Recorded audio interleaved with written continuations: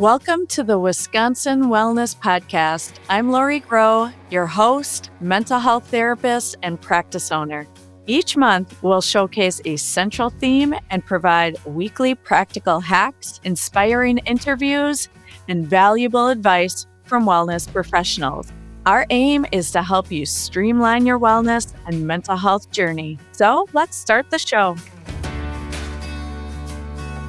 Hey friend, welcome back to the Wisconsin Wellness Podcast. I'm your host, Laurie, therapist, owner of Shoreside Therapies, mom of 4, wife, and slightly obsessed dog mom too. This is part 2 of our boundaries workshop. So if you haven't caught part 1 yet, go take a listen first. We cover a lot of foundational stuff there. Today, we're digging deeper into why boundaries are so hard to maintain. We're talking about rigid versus flexible boundaries, how to deal with that guilt monster that pops up when you're saying no, and how to shift your internal belief so you can feel confident setting boundaries that actually stick. Let's keep this boundary work going. You are doing great. All right. Healthy boundaries.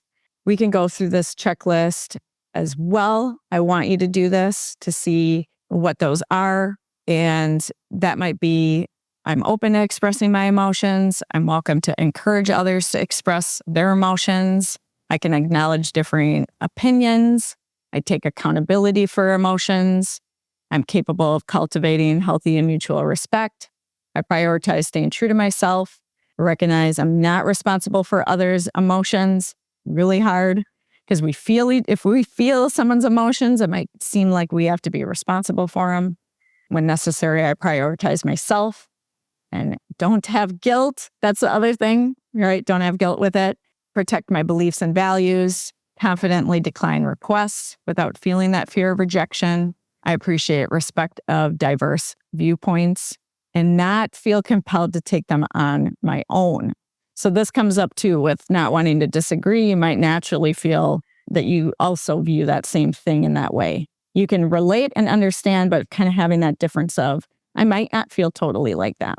I'm assertive in communicating when someone has crossed my boundaries. Just make note of where you're healthy, where you're feeling like, yep, I can check that off. Julia, anyone's popping up for you? Quite a few of them. Taking on the responsibility of others' emotions has always been a big thing. I'm the oldest kid. I'm the only daughter too. So I got 2 younger brothers, and that's always been a really big thing. I notice it day to day in random stuff. And then also just in other relationships and friendships, when other people are feeling bad, I always feel a need to be there and help them, even if it's not entirely necessary. Because I hate to see other people feeling bad.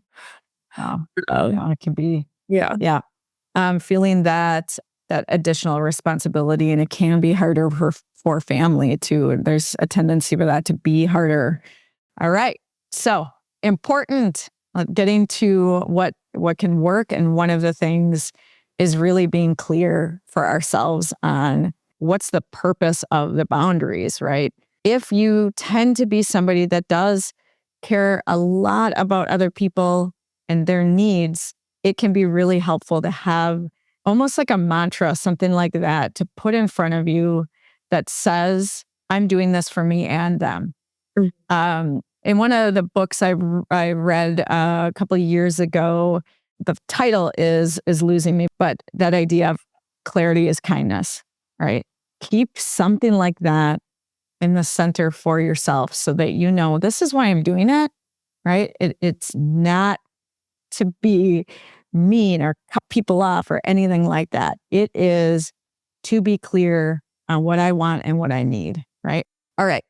It is also really good to think about this part as well, to keep this in mind that we're responsible to others, not for others. This can really separate ourselves from the equation.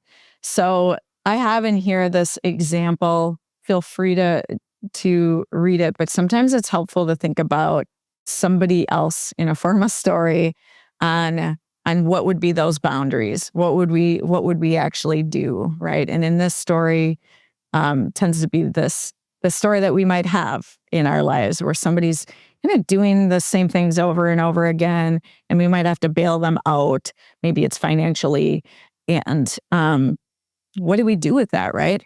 So you can think about this on your own because we do have limited time, but think about what you actually would do and think about where your responsibility lies. So one thing we can do is replacing our current beliefs, right? And so it can be an actual writing down, what are my beliefs about boundaries or relationships? And I want you to replace them with beliefs that you feel are really your true beliefs, or that they are more appropriate to the given circumstances. Again, going back to that, the one I had listed, where you can be responsible to people, but not actually for them and what their lives are. We have really no control over somebody else's lives, but sometimes we want to take that. We want to take that on.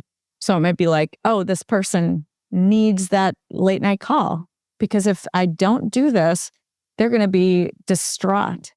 And maybe they are somebody that has a tendency for behaviors that aren't good for them. So we think if we're there and we can answer that phone call, we can protect them. But the reality is that that's not our place, and that's not actually something we can do. We don't have any control over that. We can't really protect other people in that way. So reminding ourselves that we cannot be responsible for somebody else. You can write these down. I'm going to send that out to you. But these are some examples of putting in some different statements you can say to yourself, right? Say no is a self-empowerment. It's not selfish. A lot of us feel that it's selfish or that there's guilt. So that first step is identifying and being aware of what they are, which we all did to some degree today. Second part is looking at some of those thoughts, distortions, or some of those beliefs that we have that we really need to work on changing. A lot of times it's easier to use the ones that we already know and feel true. So you can go through and say, okay, I feel like respecting my boundaries teaches others to respect me. That for a lot of times for people say, yeah, I believe that. Find the ones you actually really truly believe, and that can be an easier way to make those changes. You know that feeling when you meet someone and within 5 minutes, you just know you could talk to them for hours? Actually, that's one of my hiring requirements at Shoreside Therapies. All of our therapists are highly educated, experienced, specialized in all sorts of different areas. But the real test is, can I imagine sitting with them for an awkwardly long road trip? As a self-proclaimed awkward introvert myself, I've realized how important this is. Finding the therapist isn't just about credentials. It's about feeling comfortable enough to show up as yourself. The good, the bad, the I just cried watching a dog commercial version of you. And that's why I'm so picky about who joins our team. The best part? Our biggest referral source is our own clients. So that means people aren't just getting the support they need. They love their therapist so much, they send their friends, family, and even their dog walker to us. So if you're looking for a therapist who not only knows their stuff, but also feels like a real person, then check us out. Shoreside Therapies, where therapy is real, human, and maybe even a little fun. Yes, it can be fun sometimes. So, how do you challenge and change that feeling inside guilt? Okay, great question. Great question. One of the things with guilt is, again, we could talk about this whole other hour for sure. Guilt is one of those feelings that we misplace. We feel that guilt when we're not there in that way that somebody else might expect or what we were used to doing. But guilt is actually our compass for what is right and wrong.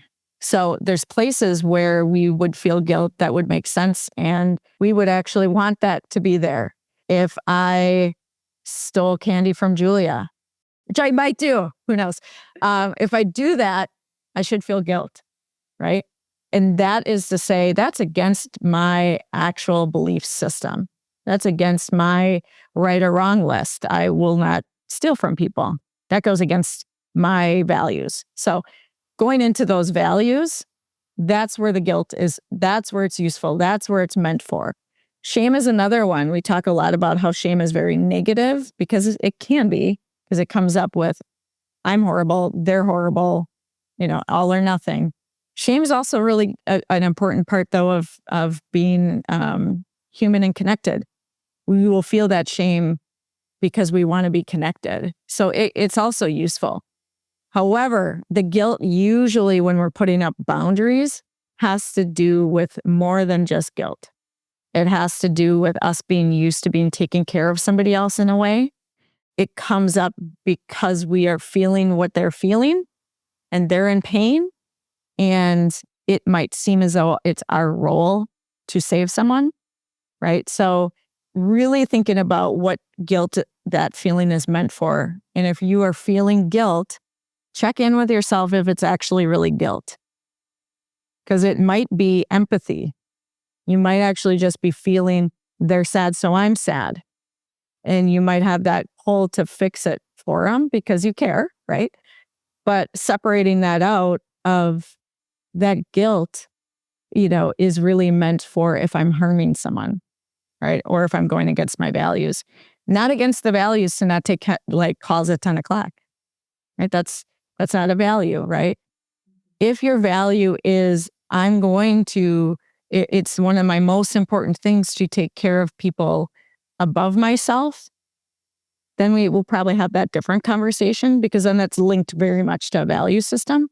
But if it is really to care for myself at the same level as somebody else, that guilt, when it's popping up, or that feeling, recategorize it of what you actually might be feeling instead. All right. We got some quick tips before we end. I think it's kind of nice to have these quick things you can do, maintaining boundaries. Think of those top 3 that you want to keep. So that's going to be your homework after we meet, after today. Write down those 3 that feel most important. You're going to need a reason for it. So write down the reason, whether it's to have more time, whether it's to feel like you have more clarity, peace gives them peace, right? Also note to yourself, this is practice. You will not get it right the first time. You will not get it right in the first 5 times. Think about it as this is a practice and an experiment, and you got to tweak. It is 100% okay to go too far and too rigid, because that's what sometimes people will do when they're first making boundaries. Most people go too far and then they kind of pull back. That's totally okay. Somebody's questioning, you said no calls after 10, and then I called you at 10:01 and you answered. I set that boundary, but I also can be flexible once in a while, but I don't want that to be the standard. Give yourself grace. It is a practice. We just need to keep thinking about it as a practice. Go back and look at some of the things you've done already and pay attention to it. Give yourself some internal praise and validation for what you are already doing, and be gentle. Respond rather than react. I mentioned that one of those tools Brené Brown uses is doing 10 seconds. Think about our automatic things that we do, right? We talked about automatic boundaries. We talked about almost accidentally saying, I love you. And it shows us that we are reacting and not actually responding in that moment. I'm more likely to accidentally say, I love you if I'm doing the dishes and talking to somebody rather than sitting calmly, right? So just think about it that way of, we all have these automatic responses. The goal right now for you would not be to change your automatic response. The goal would be to try more and more to be present and to respond rather than react. If you do react rather than respond, take a beat, breathe, come back to it and say, I'm not sure why I responded so quickly. That's not going to work for me. I noticed that I want to say yes in this instance, and I said yes. But 2 seconds later, I realized I can't do it, right? Try that. So you got to think about this as steps, right? And so that's a step that if you are noticing, oh man, I said yeah, and I can't do it, it's okay to backtrack. And the sooner the better, but it's also okay to say, last week I thought I could do this, and I'm just overwhelmed. So our knee-jerk response, we learn it from childhood. So this is a hard thing to change. And I don't expect anybody to be able to just do that in a matter of an hour-long workshop or even in therapy after a few sessions. This is something that really takes practice. And just want you to know that, right? So anyone that's interested in that, you can send me an email as well. All right. Well, thank you so much, everyone. Thanks, Julia. Of course. Thanks, everyone, for sharing and being open. That was really great to hear. I love learning about what's going on for everyone. So take care and talk to you soon. Bye. Quick favor, subscribe and rate the podcast to help us bring you more expert guests, transformative conversations, and valuable resources. Your support makes all the difference. And don't miss out. Big things are happening. Join the Mindful Advocacy Book Club, kicking off April 17th at 12 p.m. CST. Our first book, Hope in Darkness, is free on Amazon right now. Go ahead and click that link in the show notes. Plus, you get access to exclusive live wellness webinars to grow, learn, and connect. Sign up for our newsletter or visit Wisconsin Wellness Podcast to register. Until next time, stay well, Wisconsin.